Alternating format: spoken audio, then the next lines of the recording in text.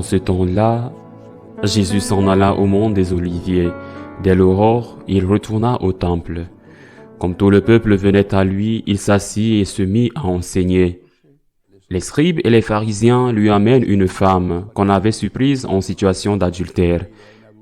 Ils la mettent au milieu et disent à Jésus, « Maître, cette femme a été surprise en flagrant délit d'adultère. Dans la loi, Moïse nous a ordonné de lapider ces femmes-là. Et toi, que dis-tu » Il parlait ainsi pour le mettre à l'épreuve, ainsi de pouvoir l'accuser. Mais Jésus s'était baissé et du doigt il écrivait sur la terre. Comme on persistait à l'interroger, il se redressa et leur dit, « Celui d'entre vous qui est sans péché, qu'il soit le premier à lui jeter une pierre. » Il se baissa de nouveau et il écrivait sur la terre. Eux, après avoir entendu cela, s'en allaient un par un, en commençant par les plus âgés. Jésus resta seul avec la femme, toujours là au milieu.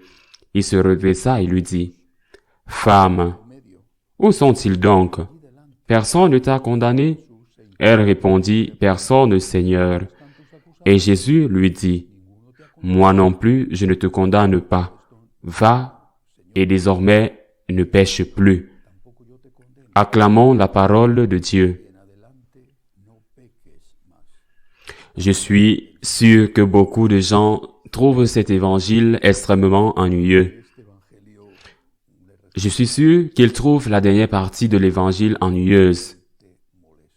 S'il n'y avait pas ces dernières paroles du Christ, pour eux, cet évangile serait parfait.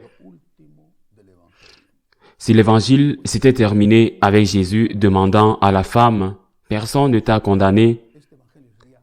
Elle dit, « Personne, Seigneur. » Et Jésus ajoute, « Moi non plus, je ne te condamne pas. » S'il s'arrêtait là, il serait ravi.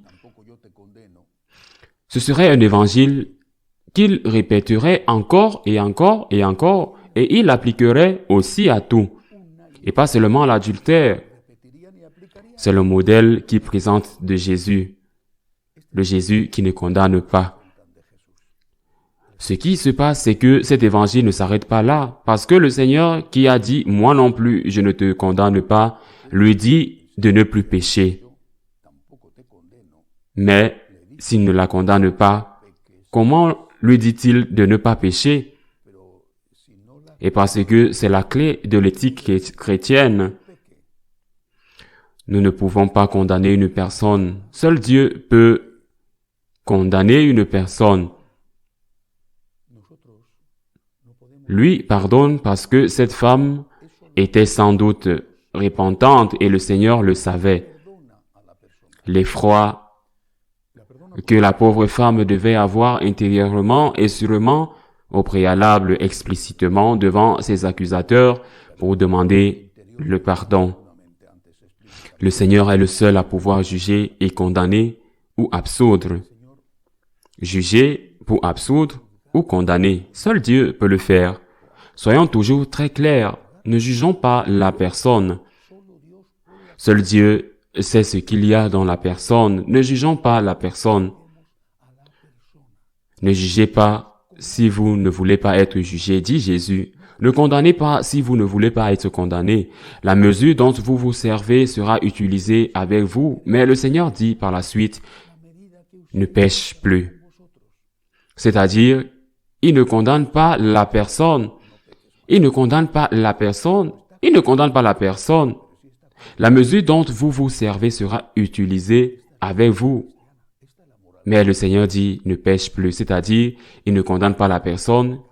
Il ne condamne pas la personne. La mesure dont vous vous servez sera utilisée avec vous. Mais le Seigneur dit, par la suite, ne pêche plus. C'est-à-dire, il ne condamne pas la personne. Il ne condamne pas la personne. Ce qu'il condamne, c'est le péché. C'est la morale chrétienne. C'est la morale catholique. Nous condamnons le péché, mais le pécheur est accueilli à bras ouverts. Comme quand le père du fils prodigue a fait une grande fête quand il a ramené son fils à la maison. Il est revenu, mon fils était mort. Il est revenu à la vie. Il y a plus de joie au ciel pour un pécheur qui se convertit que pour 100 justes qui n'ont pas besoin de se convertir. S'il y a 100 justes qui n'ont pas besoin d'être convertis. C'est la moralité catholique de toute la vie. Le pécheur est toujours le bienvenu dans la communauté, n'importe quel pécheur. Ce qui n'est pas le bienvenu dans la communauté, c'est le péché. On dit au pécheur bienvenue au péché, on lui dit de rester à l'écart. Et comment le péché est séparé du pécheur? Nous ne pouvons pas séparer le péché du pécheur. Le seul qui peut le faire est le pécheur lui-même, ou nous-mêmes par rapport à notre propre péché, par rapport au pécheur. Moi, pécheur, je sépare le péché en moi, de moi quand je dis pardon. Seigneur, je suis désolé d'avoir péché, je suis désolé, je suis vraiment désolé. J'ai immédiatement séparé le péché de moi. Immédiatement, le Dieu de la miséricorde vient me donner une étreinte, et cette étreinte est scellée. Elle devient effectivement et efficace quand je le dis devant le prêtre dans le confessionnal. Je ne peux pas séparer la personne de ce qu'elle fait. Je peux distinguer, cette personne fait ceci, cette personne est comme cela. Cette personne a tout mon respect. Je ne vais pas la juger. Mais ce qu'elle a fait est mal. C'est la personne elle-même qui peut s'excuser et à ce moment-là, elle sépare le péché d'elle-même et le donne à Dieu, qui avec sa miséricorde lui pardonne et l'élimine. Nous trouverons comme Jésus qui nous dit ceci, « Je ne vous pardonne pas, mais ne péchez plus ». Nous trouverons toujours Jésus qui nous accueillera à la maison, nous, mais pas le péché que nous avons commis. C'est évident, et s'ils ne veulent pas comprendre, c'est parce qu'ils ont tellement d'orgueil qu'ils préfèrent dire que ce n'est pas un péché plutôt que de dire « je suis pécheur » et quand on ne reconnaît pas le mal que l'on a fait, on ne change pas. Je suis pécheur et quand on ne reconnaît pas le mal qu'on a fait, on ne change pas. Non seulement on ne reçoit pas le pardon, mais on ne change pas. Et en plus, on se prive de l'étreinte du Père qui veut bien la donner au fils prodigue. Mais le fils prodigue ne veut pas rentrer à la maison parce qu'il ne veut pas rentrer à la maison et dire à son père, « J'ai péché contre le ciel et contre toi. J'ai péché contre le ciel et contre toi.